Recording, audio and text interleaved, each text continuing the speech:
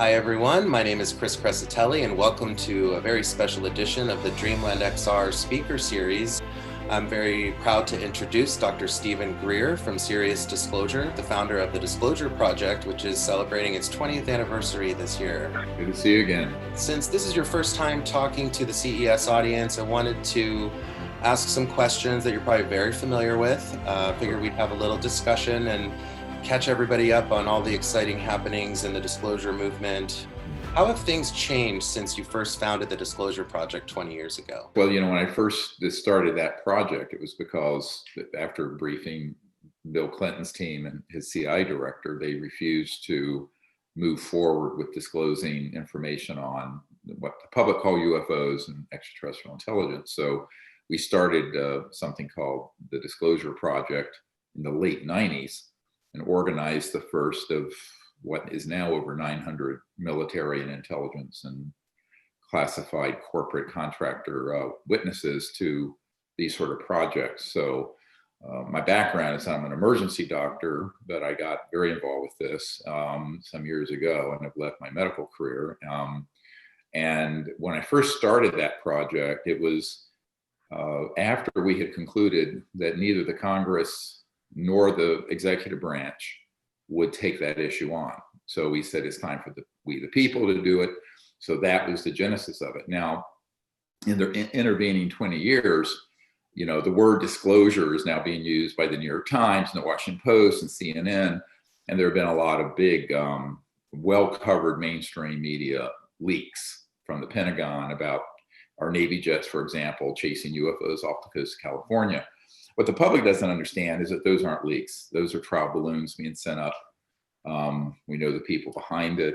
It's very much a controlled release. And so what's changed dramatically in the last year or two is that they pulled the trigger on bringing this information out and allowing the mainstream media to cover it, but in a way that is spinning the subject in the direction of it being a threat to the national security, which of course it isn't. And so my whole work with this is I'm in Washington, D.C. now at the place I have here because a lot of people don't know this, but for example, in the COVID relief bill that was passed a couple weeks ago, there's a stopwatch that's been put in there, 180 days, where the Director of National Intelligence and the Pentagon have to report back to the Senate oversight committees and Senate intelligence committees what they know about UFOs. Now, we know that that report will be heavily sanitized and probably falsified. So we're very busy trying to develop our own report that will go to the leaders in the Congress and to the White House prior to that report that is most likely to be another whitewash. Mm-hmm. Do we know how that report requirement made it into the COVID relief bill?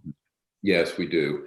What I have to speak carefully about this, but what I've been doing for the last year or so here in Washington is back channeling information to senior members of Congress and to both the outgoing president and the incoming president, Biden, through people on my team who have direct access to them and are very close to them.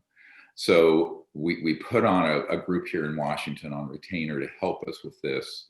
Obviously, we're a non-governmental organization. That's a public interest group.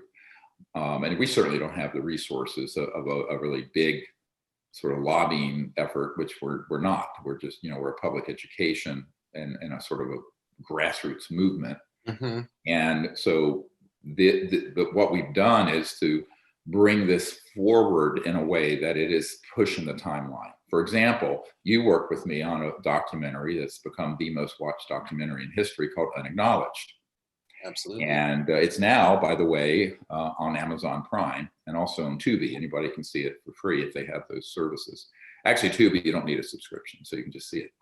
But that documentary pushed the timeline where we then had other organizations beginning to bring information out that the intelligence community made sure the mainstream media covered, but they covered it in a way that was presented it as a national security threat. And so we've discovered that the outgoing President Trump and Vice President Pence have been convinced not only that we're not alone in the universe, they know that we're being visited by extraterrestrial life forms.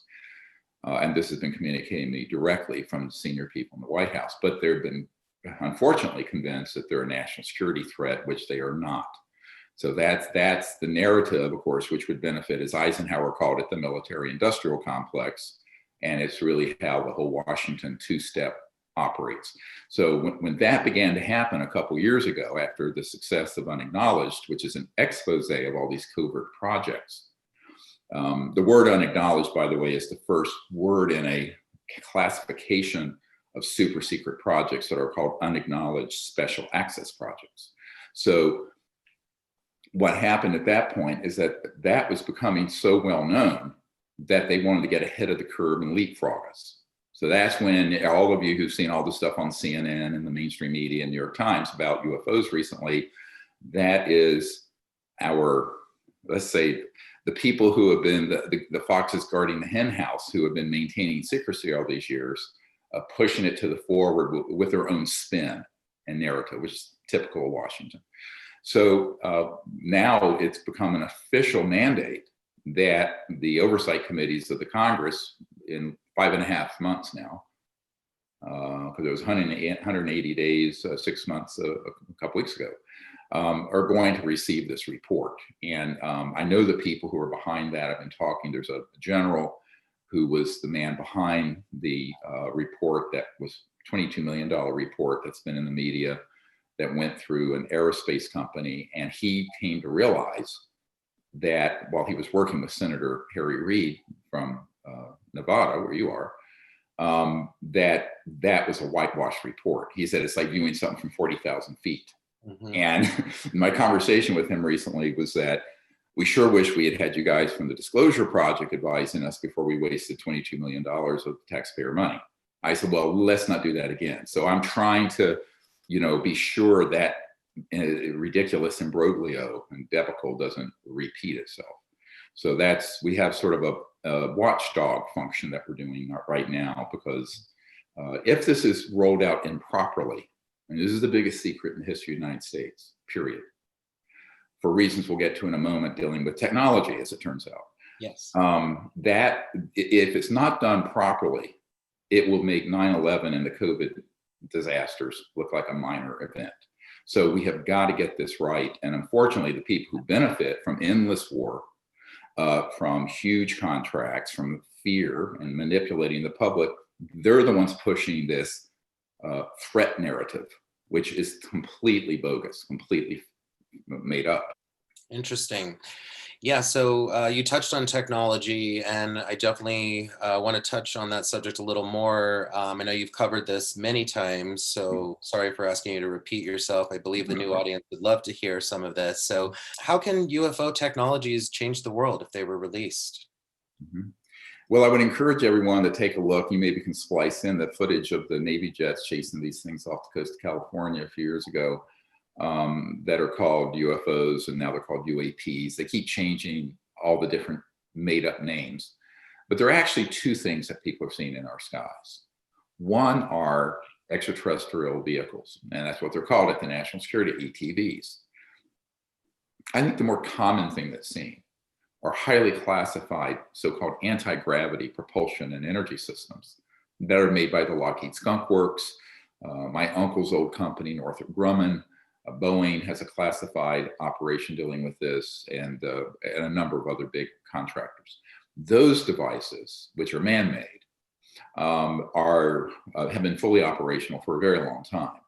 And what's interesting about them, and this is a bigger secret than the so-called alien or extraterrestrial part of this, is that the technologies that allow an object to move the way you see in those videos would completely, if disclosed to the public, terminate all the oil, gas, coal, nuclear power in the world, because it's pulling energy out of the fabric of space-time. And so there's no payload like a rocket. I mean, rockets were cool in the 40s and 50s with Werner von Braun, who invented the rocket for Adolf Hitler. Those have been obsolete since the mid-50s. And so whatever you see going on at SpaceX and with NASA. It's all sort of the Truman Show, like that movie. But the real action is in these classified projects. And the reason I left my medical career in part was that we really needed to bring this information and with it the technology out, because that's the core of the secrecy. Because you're dealing with hundreds of trillions of dollars in assets that they're trying to protect in the petrodollar system and oil and gas and coal and public utilities. These technologies, you would have something that would look like a box that would sit in your house or in your basement anywhere, be pulling energy out of the quantum vacuum space-time through very high voltage systems. And that energy literally is free. Now, it's not violating the laws of physics. It's pulling energy from a quantifiable field of energy that's called the 0-point energy field. Now, when you do it in a certain way with counter-rotating vortices, you can then get what's called lift. And that's what those UFOs that we're flying are. Now, what I learned is that neither the president nor vice president nor the chairman of the Senate Intelligence Committee are being told this. They're being told everything out there. We don't know what they are. We don't know how they operate, because they're wanting to preserve that secret, because that coming out means, well, it's like the REM song, it's the end of the world as we know it, but I feel fine. It would be a world without pollution, within a generation, no poverty. You would have no transmission lines from power plants. There would be no pollution in the air. And the technology would allow manufacturing and also environmental cleanup systems to be effective. Right now, recycling efforts reach a point of diminishing return because the amount of energy it takes to clean and recycle creates more pollution than the benefit. But when the energy is literally free and non-polluting from this 0-point field, you have a whole new civilization. And so that's what's got to happen. So people who are interested in the frontiers of technology and science who are at CES, this is what they really need to be looking at. Excellent. Thank you for the insight. I'd like to talk a little bit about CE5. Yep. Maybe you could tell us a little bit about your recent adventures. Well, first of all, CE5 is Close Encounter of the Fifth Kind. And that's when humans initiate contact with an interstellar civilization capable of interstellar travel. And in order for a civilization to go beyond linear space-time, it involves what are called trans-dimensional physics. And their communication systems are like 100,000 year ahead of where Elon Musk is working on Neuralink, where he's trying to develop a way that you can think to your computer and it does whatever. Interstellar civilizations have mastered that technology for thousands, hundreds of thousands of years or more. And so I discovered this when I was 18, by the way, through an event that happened. That's briefly portrayed in this documentary that was just released called Close Encounters of the Fifth Kind. It's also now on Amazon Prime and Tubi, and soon will be on, we hope, YouTube Movies and a few other places. But that whole initiative is actually what started the Disclosure Project. So back in the 1992, I had a group of people on a beach in Florida, and I was just training. There were about 60 people for a weekend, and I was teaching them these techniques and protocols, how to initiate contact with these civilizations. And we had 4 of these ET craft appear. They were videotaped, photographed, ended up on the front page of the Pensacola paper. And then, of course, the head of Army Intelligence contacts me and says, what the hell do you think you're doing? But that is how the whole project started.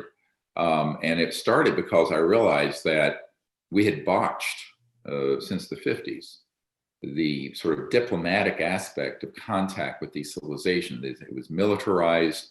We were using very advanced weapon systems that are electronic weapon systems to try to down these objects and study them.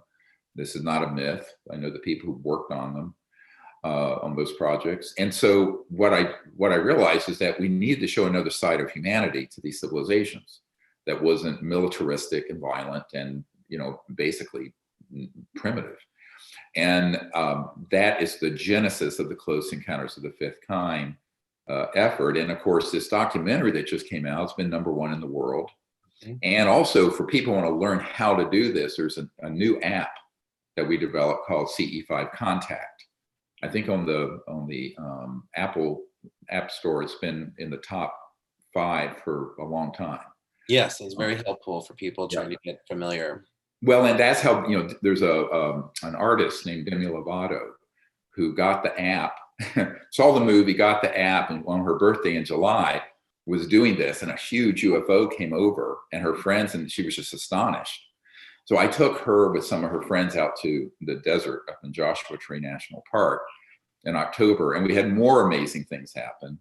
So it's helping to get the word out, because one of the purposes of that whole movement is not only to show a different face of humanity to these visitors, but also, if you understand quantum entanglement, and I'm talking to a science crowd, I hope people can follow this, and I think they do, that is, at every point in space and time is actually connected to every other point in space and time through this sort of quantum entangled holographic universe.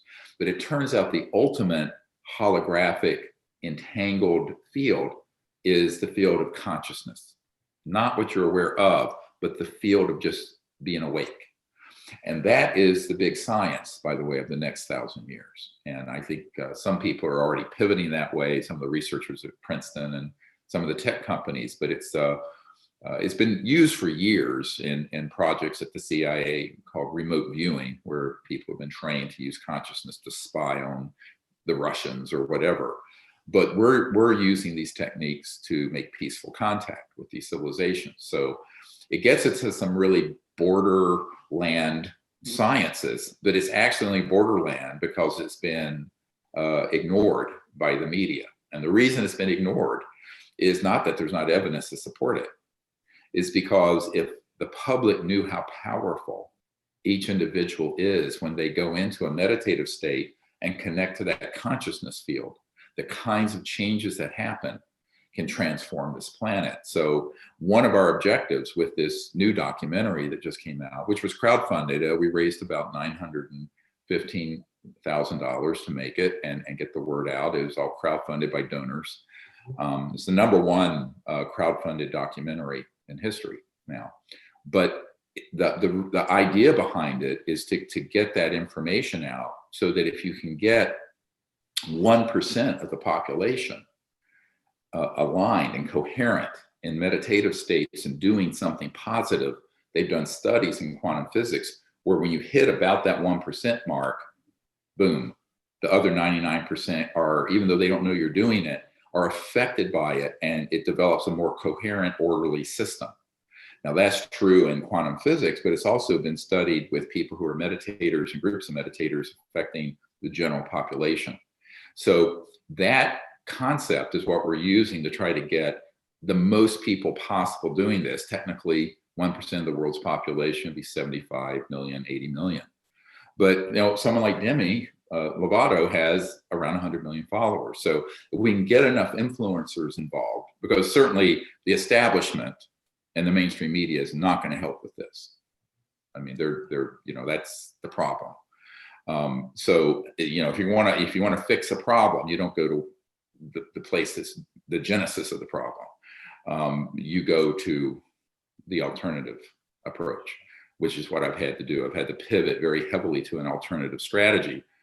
And that was, the school of hard knocks of the 90s, when I realized that when you're dealing with this subject, because it is the most classified subject in the history of the United States, you're going to run into the mother of all buzzsaws. And so the only way to do it, in my opinion, properly and not have it corrupted, is to do it outside government and for the most part outside large corporations.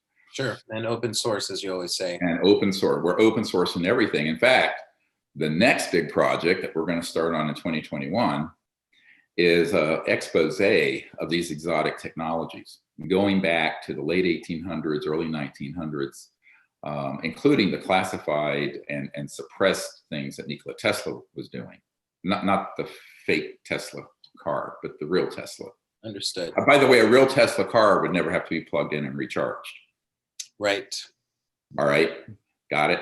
So that's what we want to work on. And the purpose of that is to try to put into front of the public the history of this, but also in lay person's terms, what the science is behind it, what the evidence of it, but also then at the end of it, sort of present the concept of all of us coming together and creating what I'm calling an open source high energy physics lab.